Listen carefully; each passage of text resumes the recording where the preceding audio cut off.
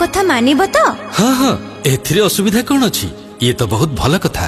एथर षष्ठ वचन दियो।